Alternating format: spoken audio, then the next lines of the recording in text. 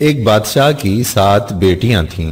ایک دن بادشاہ بہت خوش ہوتا ہے اور اپنی 7 بیٹیوں کو بلا کر پوچھتا ہے کہ میں تم سے ایک سوال پوچھوں گا اور اگر جواب اچھا لگا تو تمہارا من چاہا انعام بھی دوں گا۔ سب ایک قطار میں کھڑی ہو جاؤ اور ایک ایک کر کے بتاؤ کہ تم کس کا دیا کھاتی ہو اور کس کا دیا پہنتی ہو۔ اس موضوع پر مزید بات کرنے سے پہلے آپ سے گزارش کہ پیارا اسلام پیج کو لائک کریں، ہمارے یوٹیوب چینل کو سبسکرائب کریں اور ہماری مزید ویڈیو دیکھنے کے لیے سی فرسٹ پر کلک کر دیں۔ 7 میں سے 6 بیٹیوں نے کہا کہ ابا حضور آپ کا دیا کھاتے ہیں اور آپ کا دیا پہنتے ہیں، آپ ہی کی وجہ سے ہماری یہ شان و شوکت ہے۔ یہ سن کر بادشاہ بہت خوش ہوا اور سب کو اس کی من پسند چیز دے دی۔ جب سب سے چھوٹی بیٹی کی باری آئی تو اس نے کہا کہ میں اللہ کا دیا کھاتی ہوں اور اپنی قسمت کا پہنتی ہوں اور یہ میرا نصیب ہے۔ بادشاہ یہ سنتے ہی آگ بگولا ہو گیا اور کہنے لگا کہ اے کمبخت، تو نے میری ناشکری کی ہے، تجھے اس کی سزا ضرور ملے گی۔ شہزادی نے کہا جو حکم ابا حضور۔ بادشاہ نے سپاہیوں کو حکم دیا کہ جاؤ اسے جنگل میں چھوڑاؤ، میں بھی دیکھوں کہ یہ میرے بغیر کیسے اللہ کا دیا کھاتی ہے اور اپنے نصیب کا پہنتی ہے۔ شہزادی سے تمام زیورات واپس لے لیے گئے اور خستہ حال کپڑوں میں بغیر کسی ساز و سامان کے بادشاہ کے حکم کے مطابق جنگل میں تنہا چھوڑ دیا گیا۔ سب سپاہی شہزادی کو چھوڑ کر واپس چلے گئے۔ شہزادی جنگل کو دیکھنے لگی، چاروں طرف درخت ہی درخت تھے اور دوپہر سے شام ہونے والی تھی کہ شہزادی نے سوچا کہ کیوں نہ کچھ لکڑیاں جمع کر لوں تاکہ رات کو آگ جلاؤں، پھر کوئی جنگلی جانور پاس نہیں آئے گا اور رات بھی گزر جائے گی۔ شہزادی جنگل میں لکڑیاں ڈھونڈنے چل پڑی۔ اس کی نظر ایک جھونپڑی پر پڑی جہاں باہر ایک بکری بندھی ہوئی تھی اور اندر سے کھانسی کی آواز آ رہی تھی۔ پہلے تو شہزادی بہت حیران ہوئی کہ اتنی ویران جگہ پر جھونپڑی۔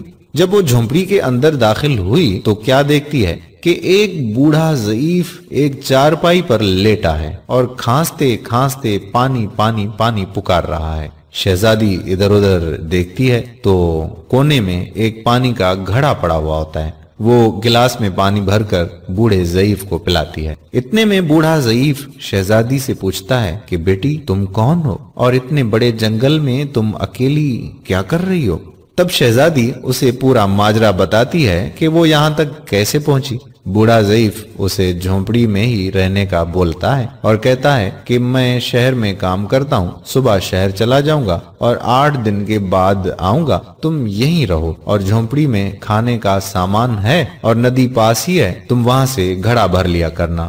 صبح کو بوڑھا ضعیف شہر چلا جاتا ہے اور شہزادی یہاں اکیلی جھونپڑی میں سب صفائی کر کے بکری کا دودھ نکالتی ہے، آدھا اپنے لیے رکھ لیتی ہے اور آدھا باہر ایک کونے میں برتن میں ڈال کر رکھ لیتی ہے کہ رات کو کوئی جانور بھوکا یا پیاسا ہوگا تو پی لے گا، اور خود اندر آ کر سو جاتی ہے۔ صبح سویرے جب شہزادی اٹھتی ہے تو کیا دیکھتی ہے کہ دودھ کا برتن خالی اور پاس ایک لال پڑا ہے جو دیکھنے میں بہت ہی نایاب اور قیمتی معلوم ہوتا ہے، اور پاس ہی سانپ کے نشان بھی نظر آتے ہیں۔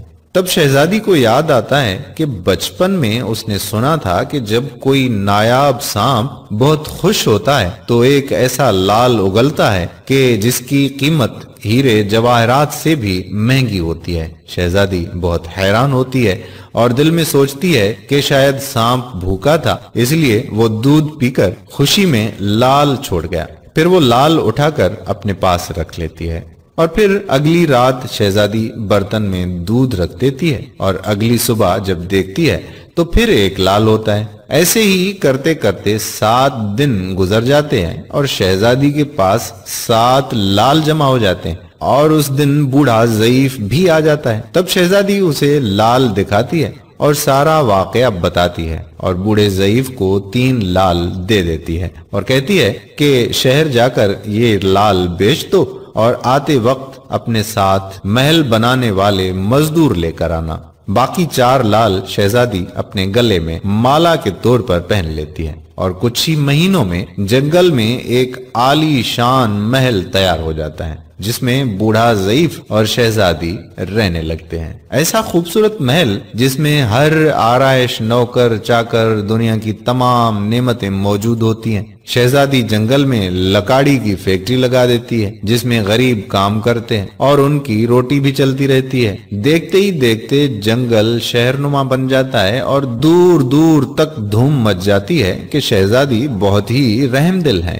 ये खबर ऐसे ही बादशाह तक पहुंचती है तो बादशाह के दिल में इश्तियाक होता है कि देखूं तो सही कौन से मुल्क की शहजादी है जिसकी इतनी तारीफ है। बादशाह सिपाहियों के हाथ पैगाम भेजता है शहजादी से मिलने का। यहाँ शहजादी के सिपाही जब शहजादी को बताते हैं तो शहजादी ये हुक्म देती है कि बादशाह सलामत एक ही शर्त पर हमसे मिल सकते हैं कि वो अपनी तमाम बेटियों के साथ आए। सिपाही जाकर बादशाह को पैगाम दे देते हैं। एक दिन बादशाह अपनी तमाम बेटियों के साथ शहजादी के महल जाता है। शहजादी उन सब से चेहरे पर नकाब पहनकर मिलती है और उनके लिए 7 रंग के खाने पेश करती है और हर खाने के साथ उसी रंग का जोड़ा जेवरात पहनकर आती है। महल की शानो शौकत, खूबसूरती और शहजादी का अंदाज बादशाह और बाकी तमाम शहजादियों को बहुत हैरान और मुतासिर करता है। आखिर में बादशाह शहजादी से कह ही देता है कि तुम मेरी बेटी की जगह पर हो और मैं भी तुम्हारे कहने पर अपनी तमाम बेटियों के साथ आया हूँ, फिर हमसे ये पर्दा किस लिए? बहुत इसरार पर शहजादी कहती है कि ठीक है, मैं तैयार होकर आती हूँ। सब शहजादियां आपस में सरगोशी करने लगती हैं कि इतनी तो तैयार है, इतने महंगे जेवरात पहने हुए हैं, अब और कितना तैयार होकर आएगी। इतने में क्या देखते हैं कि दूर से एक खस्ता हाल कपड़ों में कोई आ रहा है और गौर करने पर बादशाह को याद आता है कि ये अभी तक जिंदा है। मैं तो सोचता था कि इसे जंगल के जानवर खा गए और जब मैंने अपने सिपाहियों को इसकी खबर लेने भेजा था तब उन्होंने ही बताया था कि वहाँ शहजादी का कोई नामो निशान नहीं है, तो ये कैसे मुमकिन है? बादशाह खुशी से झूम उठता है और कहता है कि शहजादी को बुलाओ, मैं तुम्हें शहजादी से आजाद करवा के ले जाऊंगा, चाहे वो तुम्हारी कीमत में मेरी सारी बादशाहत मांग ले। ये सुनते ही शहजादी बोलती है, नहीं अब्बा हुजूर, मैं ही वही शहजादी हूँ।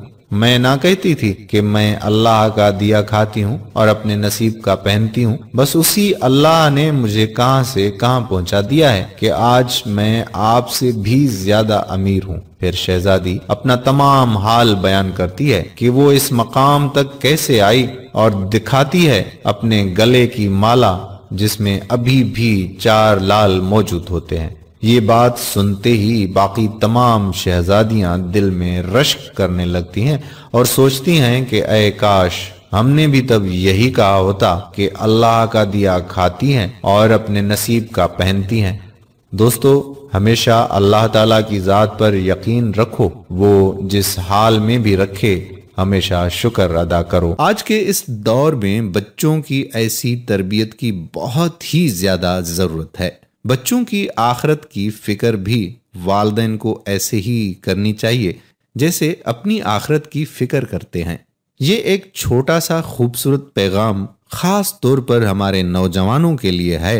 अगर हो सके तो शेयर जरूर करें। अल्लाह ने चाहा तो हमें इसका अजर भी जरूर मिलेगा। हमारे बच्चों की इस्लाह भी हो सकती है। अल्लाह ताला हमें हसन अमल की तौफीक अता फरमाए। आमीन सुम्मा आमीन या रब्बल आलमीन।